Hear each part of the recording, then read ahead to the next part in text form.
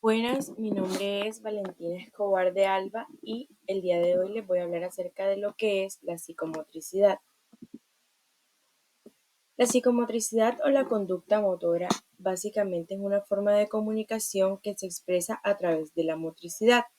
Sirve para externalizar parte del funcionamiento psicológico del individuo, principalmente el emocional.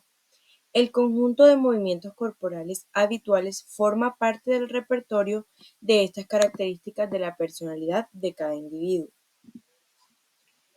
Ahora, en cuanto a las bases biológicas de la función, la conducta motora es resultante del normo funcionamiento del sistema nervioso central, principalmente de las áreas motoras y de integración.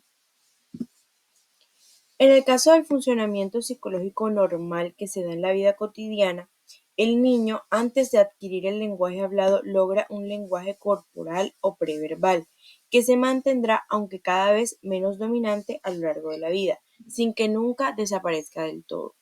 De hecho, el lenguaje corporal realza y da énfasis al lenguaje verbal, al punto que cuando se elimina el lenguaje corporal se pierde gran parte de la capacidad comunicativa. La mayor parte de la mímica comunicativa se centra en la musculatura de la cara, pero es también importante la de extremidades y tronco. Hay algunos movimientos que no tienen función comunicativa, pero que se repiten con frecuencia. Son los llamados movimientos parásitos, que en sí mismos no siempre son psicopatológicos. Ahora, ya hablando como tal de la psicopatología o de los trastornos que se presentan en este área de la psicomotricidad, tenemos los trastornos cuantitativos y los cualitativos. Dentro de los trastornos cuantitativos hay unos por exceso y otros por defecto. Dentro de los que son por exceso se encuentra la agitación. Este básicamente es un trastorno de hiperactivación psíquica determinado por la exaltación de las funciones psicomotoras, expresado a través de los movimientos desordenados de los miembros, de las expresiones mímicas y de los gestos. Generalmente se presenta en forma de crisis de corta o mediana duración y no pueden ser controlados en forma voluntaria. Este es típica de la manía. Y en los que son por defecto tenemos lo que es la inhibición. Este es un trastorno determinado por la inercia y la pérdida de la iniciativa motora. Es frecuente que sobre este fondo de pasividad se observen fenómenos psicomotores semiautomáticos y semi-intencionales, generalmente de larga duración. Dentro de estos encontramos la catalepsia, la flexibilidad seria y la catatonia. Dentro de la catalepsia tenemos que es el estado caracterizado por una rigidez muscular particular plástica en el que predomina el mantenimiento de las actitudes impuestas. El sujeto está prácticamente inmóvil sin responder a estímulos, pero resiste a la movilidad pasiva. Esta, en relación con la cataplegia, en la que la pérdida del tono muscular se acompaña de una disminución de la fuerza muscular y un incoercible deseo de dormir. En el caso de la flexibilidad seria, esta es la plasticidad de las masas musculares en los movimientos pasivos. La musculatura está rígida, de modo que los miembros pueden ser colocados en posiciones forzadas, incómodas e incluso antigravitacionales, sin que el sujeto haga defensa o ademán de recuperar su postura inicial.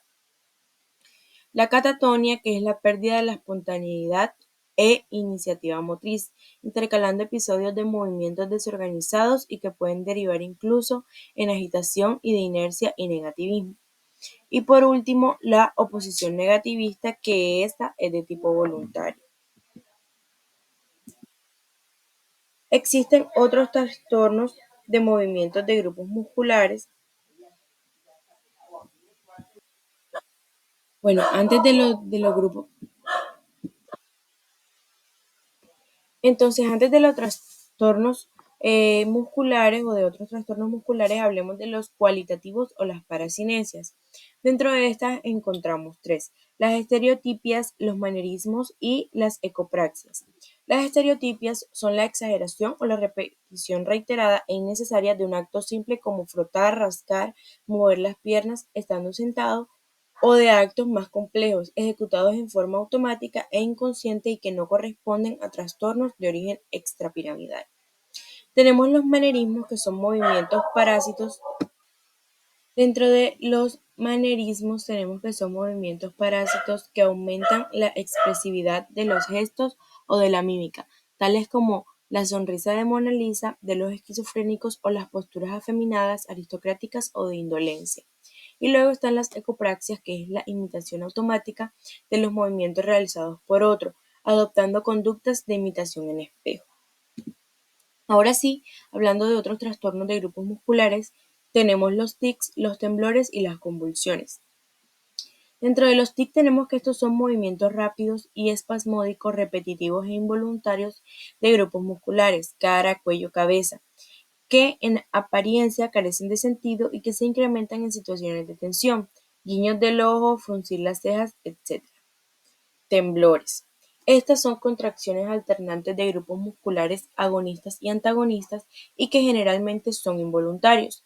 Deben descartarse patologías neurológicas y los de origen psicógeno se corresponden a estados de ansiedad o miedo intenso.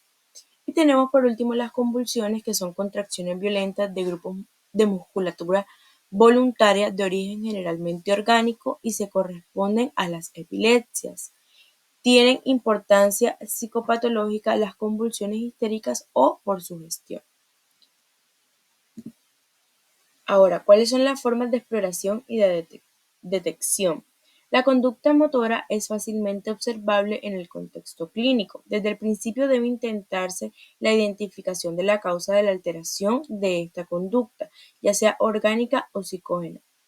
La anamnesis es la historia clínica y la observación directa en la entrevista son las claves para la detección de estas alteraciones. Y ya como tipo de resumen tenemos que están los trastornos cuantitativos, los cualitativos y otros trastornos. Dentro de los cualitativos está por exceso y por defecto. Por exceso, la agitación motora; por defecto, inhibición motora, catalepsia, flexibilidad sérea, catatonia y oposición negativista. Los cualitativos, que son las paracinesias, están las estereotipias, los manerismos y la ecopraxia, y otros trastornos de movimientos de grupos musculares en el cual se encuentran los tics, los temblores y las convulsiones. Muchas gracias.